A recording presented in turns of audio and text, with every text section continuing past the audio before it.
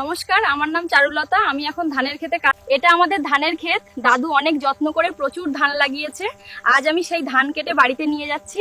আর এই ধান দিয়ে আমি বাড়িতে ধান দিয়ে আজকে আপনাদের সাথে একটি নতুন ধরনের হস্তশিল্পের কাজ তুলে ধরবো। তো চলুন প্রথমে আগে ধানগুলো কেটে নিই এবং এর পরের ধাপে আমরা এই সুন্দর ধানগুলো দিয়ে কি তৈরি করি তা আপনাদের দেবো। এই যে প্রয়োজন মতন ধান আমি এখানে কেটে নিয়েছি। আমাদের এখানে বছরের নতুন ধান দিয়ে ধানের তৈরি একটি মূর্তি তৈরি করার পরম্পরা আছে। আজকে সেটাই আপনাদের সাথে শেয়ার করব, পাশে থাকুন।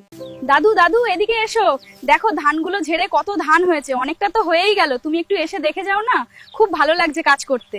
ব্যাস, আর দরকার নেই। এই ধানগুলো দিয়ে একটু সুন্দর মূর্তি তৈরি করা যাবে। তাহলে চলো মূর্তি বানানোর কাজ শুরু করি। হ্যাঁ, এই ধান দিয়ে দারুণ সব মূর্তি তৈরি হবে। ঠিক আছে, চলুন তবে কাজ শুরু করা যায়। মা লক্ষ্মীর এই কাজটা খুব যত্নের সাথে করতে হয়। ঠিক বলেছো। একটু ভুল হলে আবার ঠিক করে নিতে হবে। তোমরা দুজনেই কত সুন্দর করে সাজাচ্ছ, দেখে খুব ভালো লাগছে। প্রতি বছর এই সময় আমাদের নতুন ধান কেটে সুন্দর লক্ষ্মী ঠাকুরের মূর্তি তৈরি করতে হয়। আর এই মূর্তিটি পুজো করলে আমাদের সারা বছর ধানের কোনো অভাব হয় না। এই মূর্তিটির কাজ সম্পন্ন হয়ে গেছে এবং আমরা সবাই মিলে পুজো করে নিয়েছি। একটি সুন্দর ধানের তৈরি আসনে সারা বছর এটি রেখে আমরা পুজো দেবো। তাই এখন মূর্তিটিকে নিয়ে আমরা যাচ্ছি। ধানের তৈরি এই আসনে মা লক্ষ্মী সারা বছর পুজো পাবেন। আমরা খুব কষ্ট করে এই মূর্তিটি তৈরি করেছি, তাই আপনাদের কাছে অনুরোধ, সবাই আমাদের পাশে থাকুন যাতে আমরা সামনে এগিয়ে যেতে পারি।